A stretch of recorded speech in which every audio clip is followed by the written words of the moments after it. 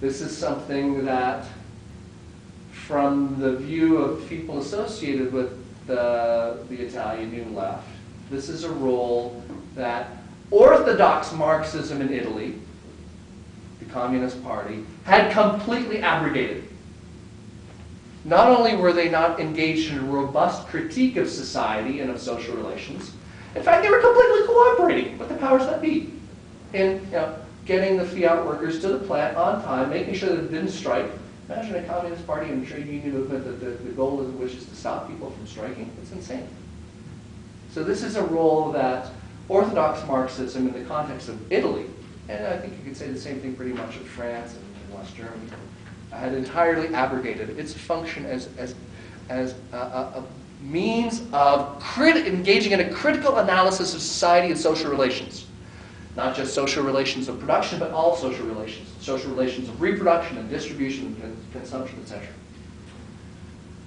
So for the Italian New Left, to restore Marxism to its natural terrain, which is that of permanent critique, that ultimately comes to mean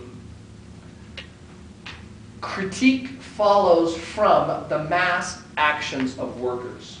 Fundamental tenet of the Italian New Left. Workers, people in general, are constantly engaged in struggles in order to change the conditions under which they are being forced to live and work. Goal number one is to locate these people, locate their struggles, figure out what they are struggling for, what their needs, hopes, wants are, and to try to provide support for them.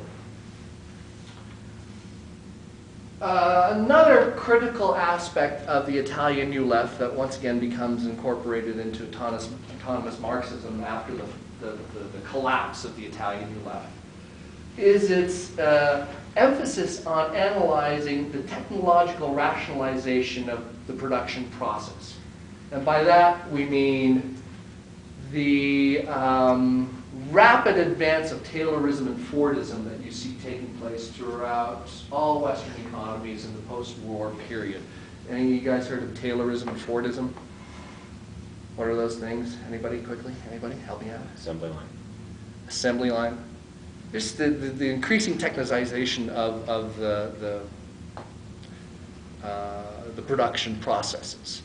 So you divide production processes into smaller and smaller components, and you try to technicize, mechanize those components so that the work itself becomes increasingly,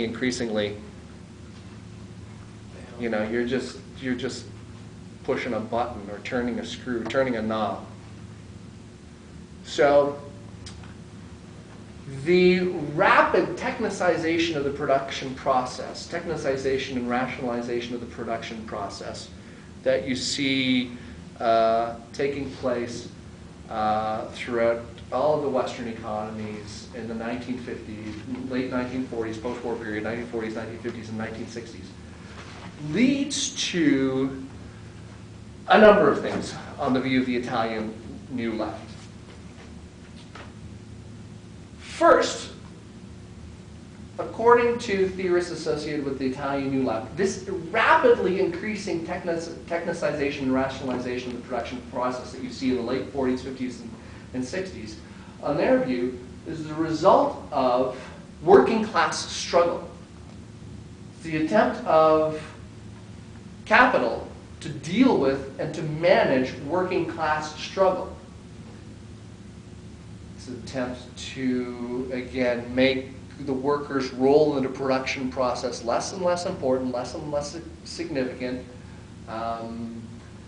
justifying lower and lower wages, fewer and fewer benefits, etc., etc. But again, this is a fundamental insight of the Italian New Left, and it's shared by autonomous Marxists to today. It is the working class, working people, that are actually the motor of economic production. And capital is constantly in a position of trying to react to working class struggle and to deal with it and to manage it, as opposed to working class people being this lumpen mass that are just being dominated and controlled and subordinated completely. From the view of autonomous Marxism and the Italian New Left, actually it's the other way around. It's working class people are constantly organizing, struggling in order to gain more control of the conditions in which they work and live, and capital is constantly backpedaling and trying to deal with and manage working class struggle. And technicization is the best example of how capital attempted to do that in the post-war period. As capital develops, in large part through its increasing technicity, the socialization of its consumption and reproduction becomes increasingly necessary. So you have the concept of the social factory emerging in the Italian left, which is, once again, it's very similar to what you find in critical theory. It's this notion that capital attempts to infiltrate and invade all social relations within capitalist countries. It attempts to impose a consumer culture on people so that they spend all of their leisure time just buying stuff, right? Because capital has expanded to the point where it produces all of this stuff. And producing a lot of stuff ain't no good unless people spend their hard-earned dollars buying it. So when capital expands to a certain point, or we get to a certain point where we're just producing unbelievable scads of stuff, the system's going to break down unless you manage to exercise some control over the very everyday life of people in order to try and turn them into good little consumers who satisfy all their needs by means of buying commodities and things like that. So you have the notion of the social factory, which is consistent again with the central aspect of critical theory emerging in the Italian New Left in the 1960s. This leads to another insight that is gone on longer than I thought I would, so I'm going to leave it there. Please take, I mean, we're in here until 7, so now I think you've gotten a Thomas Marxism yet, so.